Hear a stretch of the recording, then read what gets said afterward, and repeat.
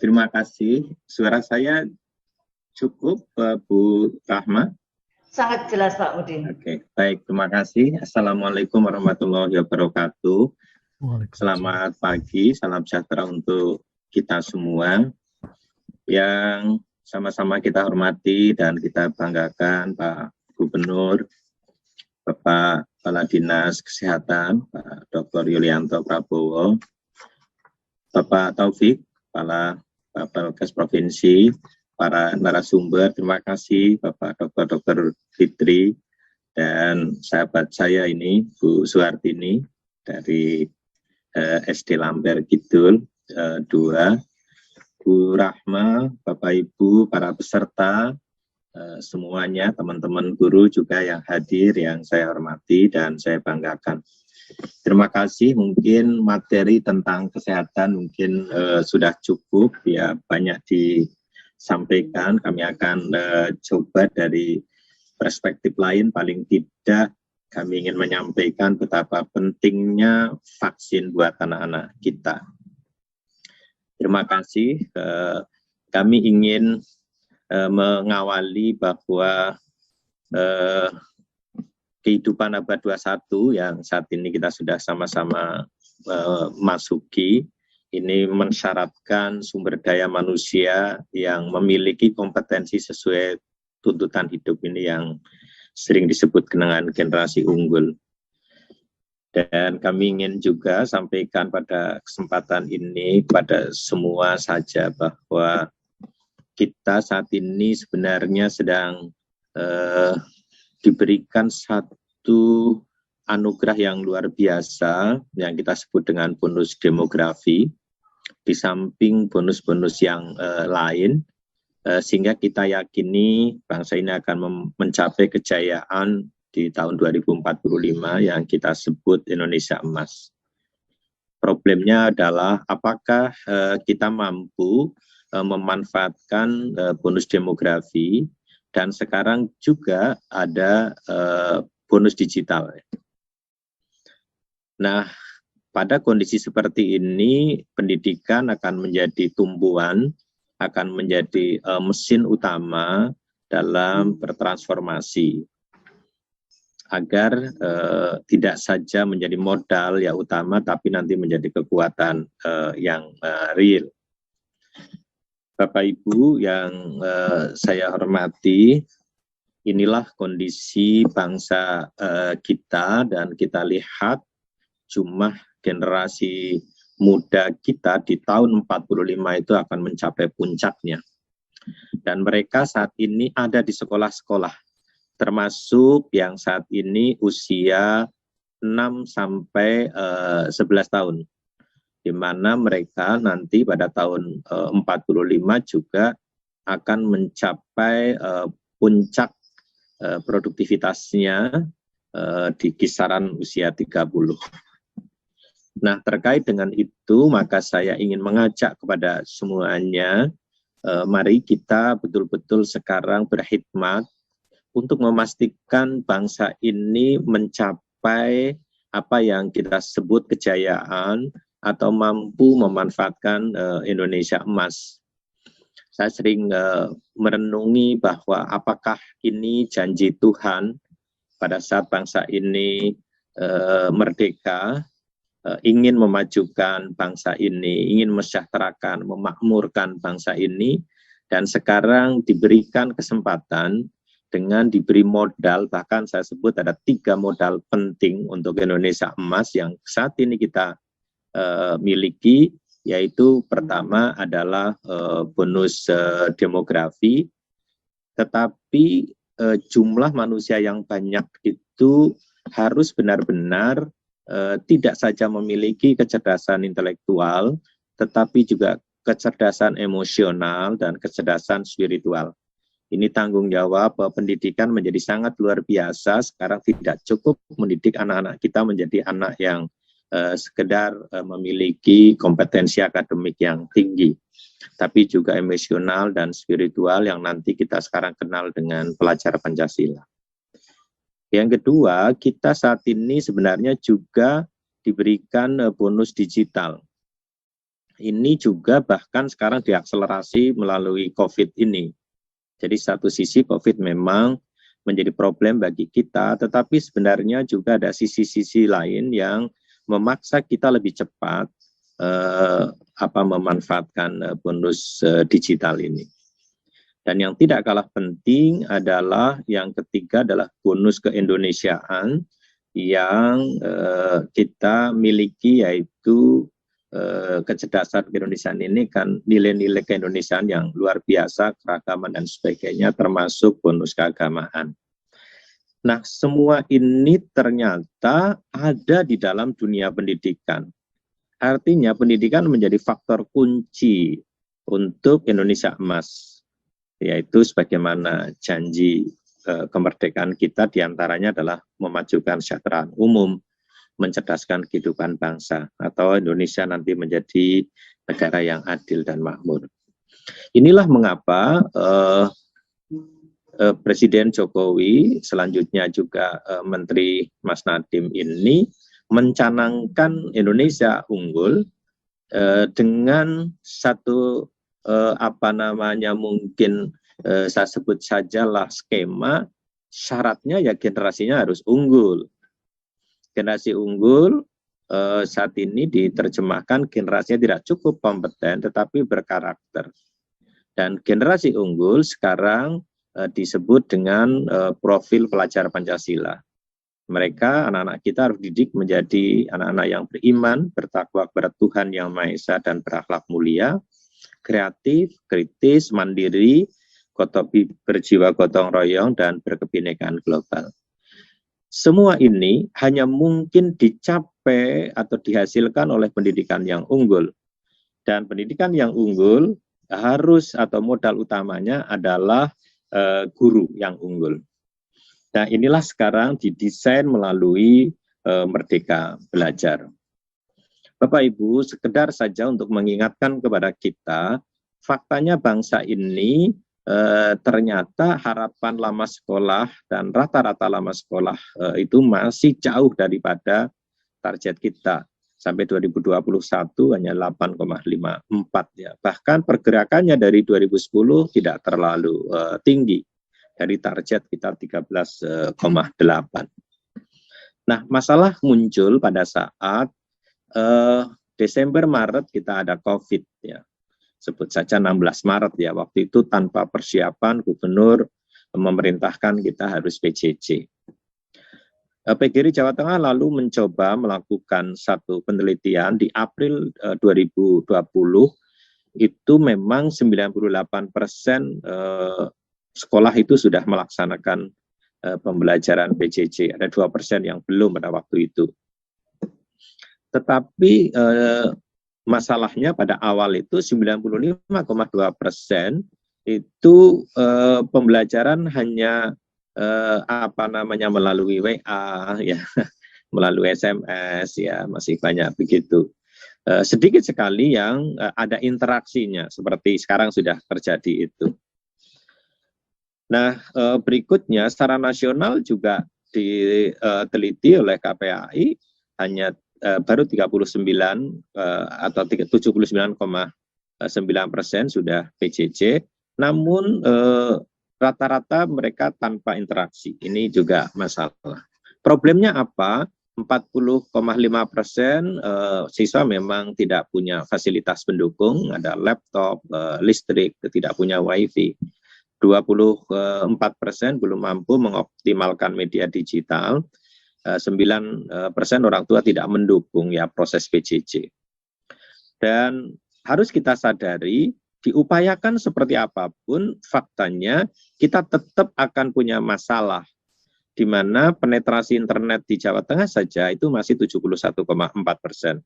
Pada ulang tahun PGRI, Pak Gub menanyakan mana ada daerah yang masih internetnya tidak bisa dijangkau.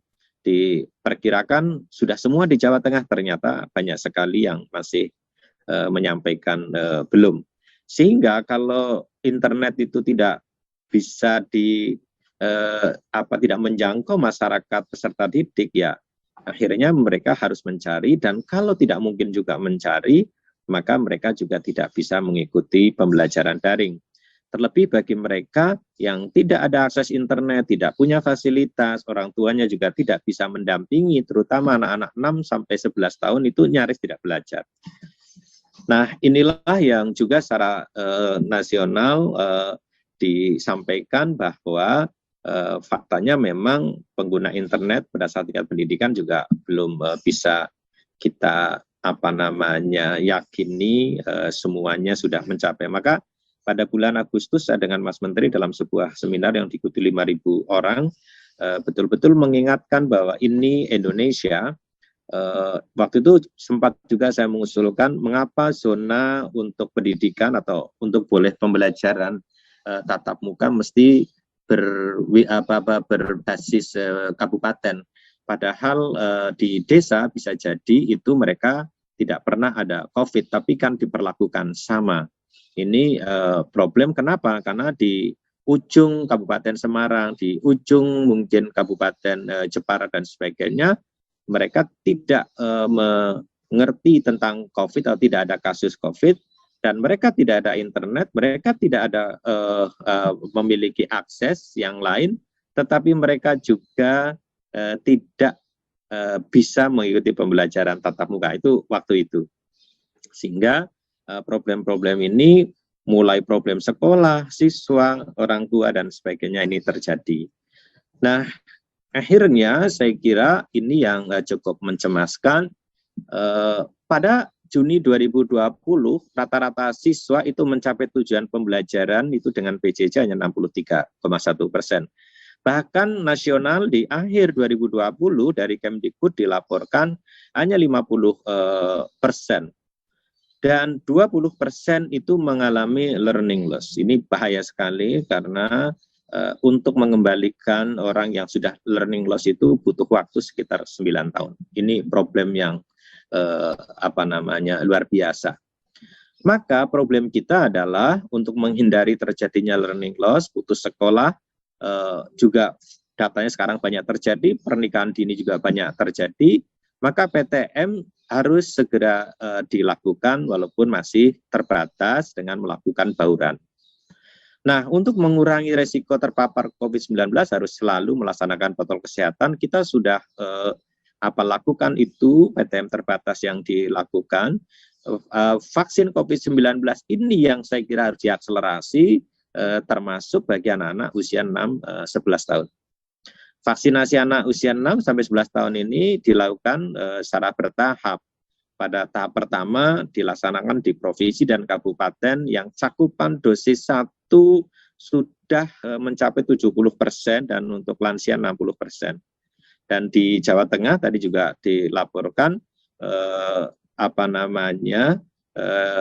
kabupaten cakupannya masih di bawah itu, sehingga anak usia 6 sampai 11 tahun itu menjadi belum bisa dilaksanakan di situ. Nah, ini yang saya kira akan menjadi problem kita semuanya, dan kami ingin mungkin menyampaikan di forum yang baik ini. Nah, Bapak Ibu yang saya hormati,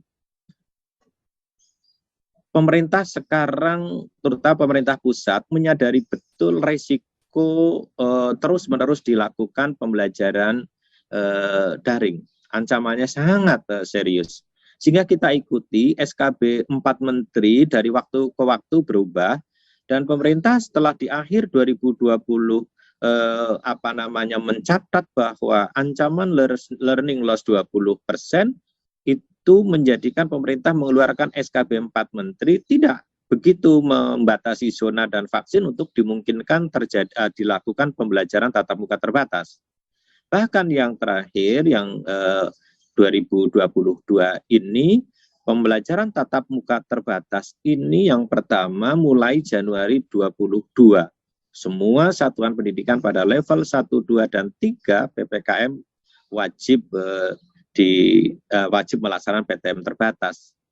Pemda tidak boleh melarang PTM terbatas bagi yang memenuhi kriteria dan tidak boleh menambah kriteria yang lebih berat. Nah, ini faktanya kan masih juga belum persis ya seperti yang kita harapkan. Pengaturan kapasitas peserta didik dan durasi pembelajaran dalam penyelenggaraan PTM terbatas diatur berdasarkan cakupan vaksin dosis 2.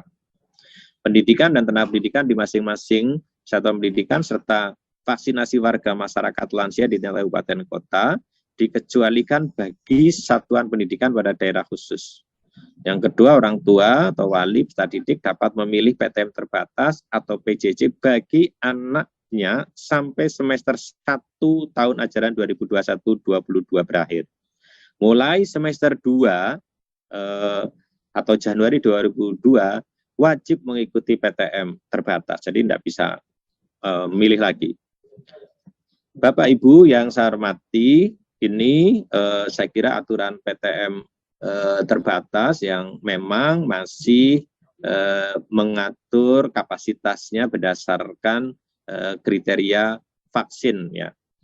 Nah, faktanya ini saya tadi sudah banyak kita ikuti beberapa kabupaten kota kondisinya, dan akhirnya kita lihat pada posisi seperti ini ada rasa ketidakadilan di mana di satu daerah ada yang sudah mencapai angka untuk vaksin anak 72,12% seperti Sragen, Cilacap 65%, Surakarta 41%, Kota Semarang 32%, kemarin terakhir kami mengikuti sudah mencapai 50%.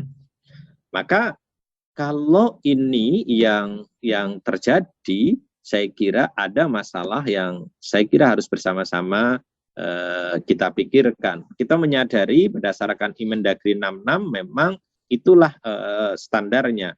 Tetapi kalau ini yang harus terus dijalankan, maka menurut saya anak-anak menjadi memperoleh perlakuan yang kurang adil yang bukan karena faktor dirinya.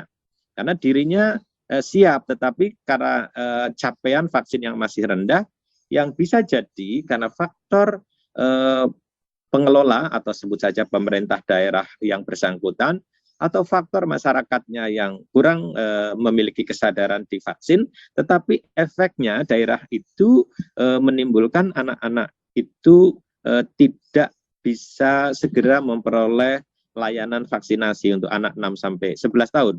Padahal kalau kita lihat daerahnya, justru daerah-daerah itu yang potensi loss learning atau learning loss-nya tinggi. Karena apa? Di daerah-daerah itu adalah daerah-daerah yang kita kenal banyak sekali daerah yang jaringan atau jaringan internetnya mungkin tidak menjangkau, termasuk orang tua tidak mungkin bisa mendampingi.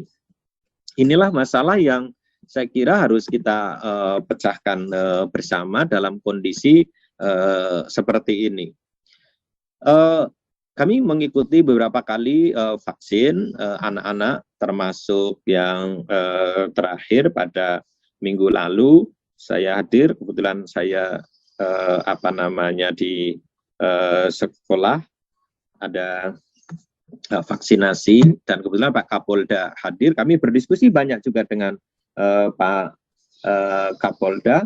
Pertama, misalkan ini kebetulan di SD Supriyadi 01 dan 02 yang jumlah siswanya sekitar 1000, saat ini pada hakikatnya semua sudah tervaksin dan sampai hari ini yang SD 02 sudah 1 atau 2 minggu, yang SD 01 ini 1 minggu, alhamdulillah tidak terjadi efek apapun. Dan kalau kita lihat seperti yang disampaikan Pak Kepala Dinas tadi, kami mengikuti anak-anak begitu riang dan para guru begitu siap untuk mendampingi anak-anak, bahkan termasuk orang tua pada umumnya. Tapi anak-anak betul di sekolah dengan teman banyak, ada yang sedikit kelihatan takut, tapi begitu didampingi gurunya mereka bersemangat.